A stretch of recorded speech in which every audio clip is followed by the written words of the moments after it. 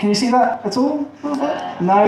That's really upsetting because this Imagine is a horse with a gun. Yeah, so a horse in a trench coat holding a gun, essentially, and our friend James in a bathrobe in the background is what this picture is. It's one of my favourite pictures. I'm really sad you can't see it. But essentially what this was...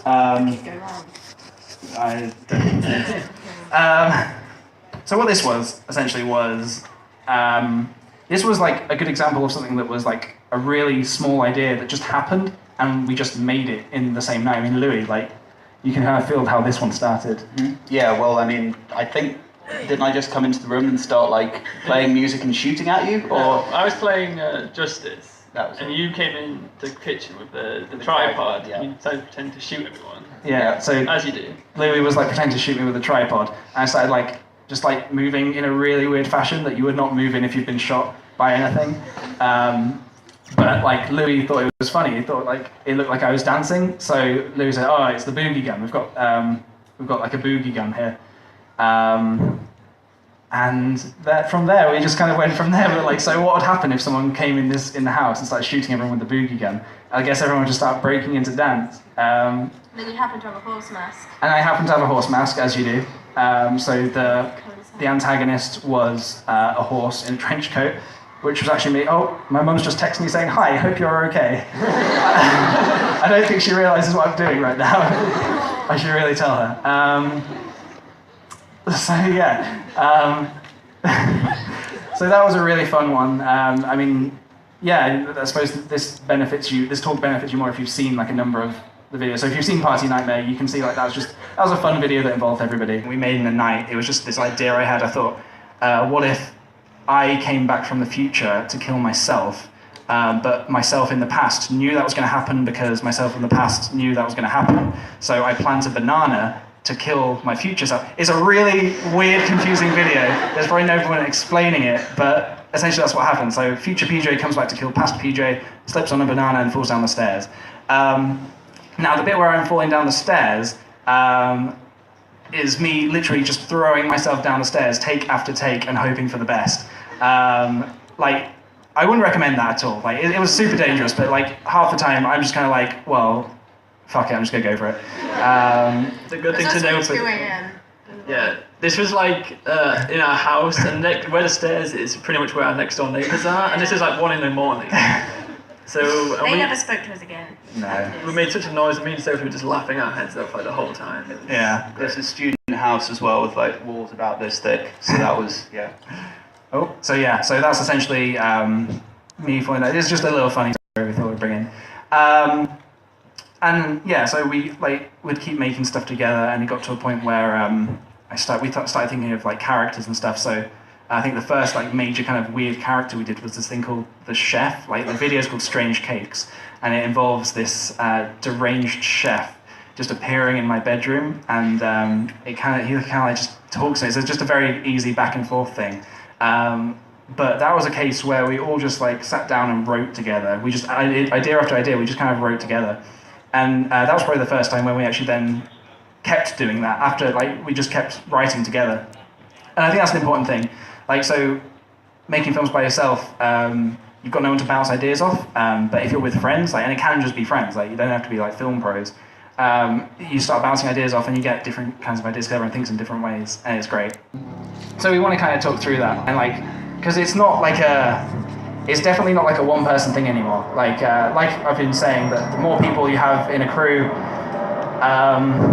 the more stuff that you can do. So we're just going to quickly go through like what we all do and what we kind of studied, or in some cases didn't study, to bring to the table. So like, I'm like the main like writer, as in I'll come up with an idea, and then I'll come up to these guys and say, hey, I've got this idea, I need to dress up as like a bug, and then I do something crazy, or something like that.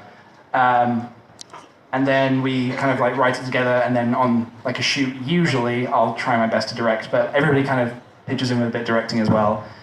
But Sophie, you and Louis kind of came, like you studied something in uni. Would you like to tell everybody what that was? Yes. Well, me and Louis both did at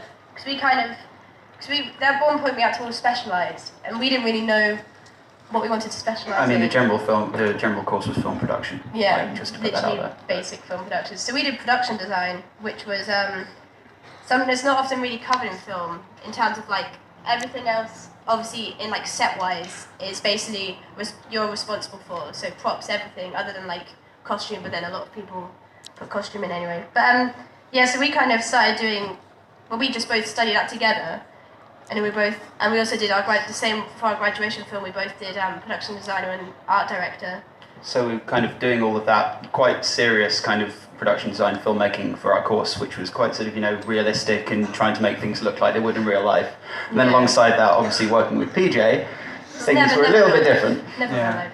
But it was great because it was sort of like, it was a very different kind of thing and it was a different sort of outlet. And it is kind of important to try your hand at everything and not get too, if you kind of actually decided to go to uni and study film or whatever, it's important not to get too kind of bogged down in doing the really serious stuff all the time, because doing silly stuff as well can kind of free your mind up from the craziness of it. So me and Jamie just made this little film called PJ Time Planet Explorer, and it was about 2 minutes long, and we just made it without really thinking. It was just our general kind of making a film, and then a competition came around called the Virgin Media Shorts.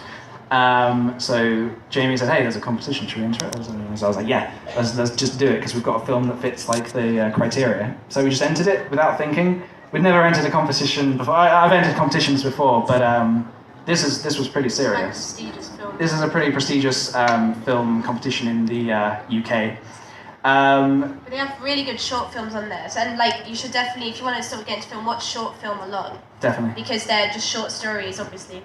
And they're really easy to be influenced by as well. Yeah. So, and that's happening now as well, isn't it? I don't know if it's closed. Yeah, no, I think the Virgin Media Shorts are going in this year. So essentially, the story with this is that we made a film and it got through to the semi-finals or something. But they came to us and said, "This is great. We really like your film. You're in the semi-finals. But first, we need a few things from you. Do you have permission for all those locations you shot at?" And of course, being kind of guerrilla filmmakers, no, we did not.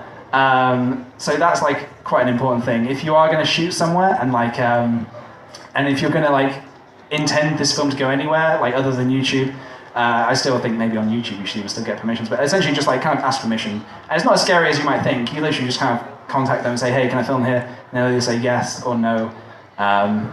It's pretty much as simple as that, really. Sometimes they'll ask you to pay. But essentially, so we didn't give up there. We got the permissions. We went around town and got all the permissions we needed. And it was great, it was official, until they then came back and said, "Oh, that's great. By the way, do you have permission to use the Nintendo logo in the video?" And of course, I would never get permission by Nintendo to use anything in the film, so I just did some last-minute modifications and got rid of all the branding in the video, and it made it through to the finals. It made it through to the finals of the competition, and actually we came out with the People's Choice Award, which was voted by potentially some people here in this room. So if you did vote, thank you very much. If you didn't, that's okay. I don't mind. So yeah, we won the award, which was cool. It's like a perspex thing. You could really bludgeon someone to death with it if you wanted to. It's cool.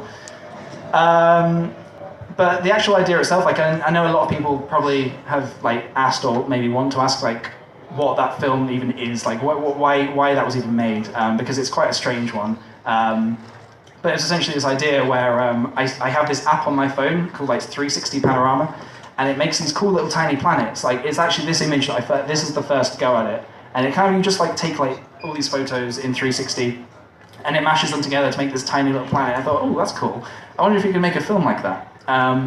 So then I started thinking of a story before I actually knew how to do the technical part of it. And once I had the story, we kind of, again, we winged it from there. Like, we spent an evening just like thinking, no one else had done like video versions of this before, so we were like, how the hell am I going to turn this picture into like a video? So after a lot of trial and error, and I mean a lot of trial and error, I figured something out. And that worked, so so we went out and we shot the film and we made the film, and that's kind of it. Also, it was hell for me to shoot this because I have really bad hay fever and most of it was set in fields and stuff. Yeah. I basically died after making it. I felt so bad, especially because so we did a bit of a previs, which is like just where you go out and you shoot something to see if it's going to work. And obviously, because this is quite a technical video, we had to go do that. So we went into the field and shot like a little previs, and we came out and Jamie was dying of hay fever, his eyes were puffy, he was crying. I was like, I'm sorry, we'll never go back, I swear. Then the next day I was like, yeah, that worked, so we have to go back and shoot the actual film. So I went back and shot, and again, Jamie came out with his eyes crying and stuff. And then I'm pretty sure we went back one more time to film some extra pickups. So Jamie took one for the team. It was very emotional. So yeah, that was, so that's like kind of, the reason that's in there is just because it's such a big moment in my kind of, our filmmaking career. Like, it's crazy that even happened, and it was great. And it's even cooler that it was the People's Choice Award, where like, I got voted by you guys, which is awesome, just because you guys rock. So moving on.